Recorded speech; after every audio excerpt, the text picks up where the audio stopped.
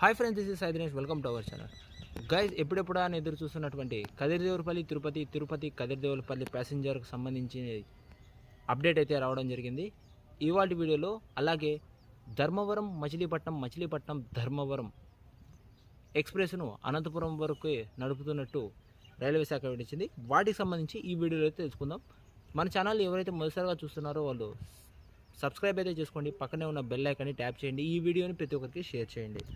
Let's start the video. Train number 57405 57406 Kadiridevulapalli Tirupati Kadiridevulapalli ప్యాసింజర్ని గతంలో రద్దయితే జరిగింది మహాకుంభమేళ దృష్ట్యా.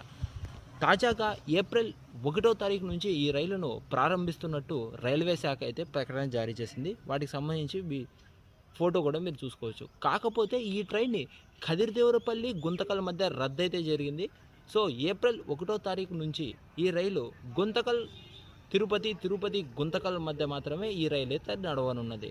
కావున ఈ ట్రైన్లో ప్రయాణించాలనుకునేటువంటి వారు ఏప్రిల్ 1వ తారీఖు నుంచి గుంతకల్ తిరుపతి గుంతకల్ మధ్య ఈ ట్రైన్లో బుక్ చేసుకొని మీరు ప్రయాణించవచ్చు. కదిరిదేవులపల్లి గుంతకల్ కదిరిదేవులపల్లి మధ్య అయితే ఈ రైలు అయితే రద్దయింది. సో ఈ రైలు ఏప్రిల్ 1వ తారీఖు నుంచి అయితే ప్రారంభమవుతుంది.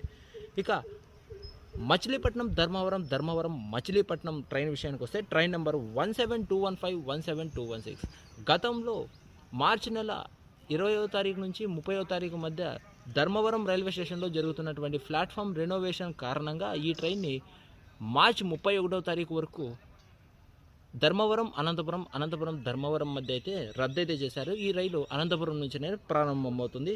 తాజాగా దీనికి సంబంధించి ఈ యొక్క రద్దును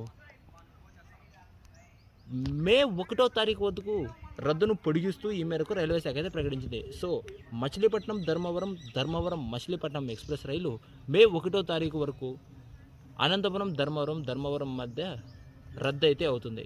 సో ఇటువంటి రైల్వే అప్డేట్స్ కోసం మన ఛానల్ అయితే సబ్స్క్రైబ్ చేయండి. ఈ యొక్క ఇన్ఫర్మేషన్ వీడియో మీకు నచ్చినట్టయితే ప్రతి ఒక్కరికి షేర్ చేయండి. మన ఛానల్ సబ్స్క్రైబ్ అయితే చేసుకోండి. See you in the next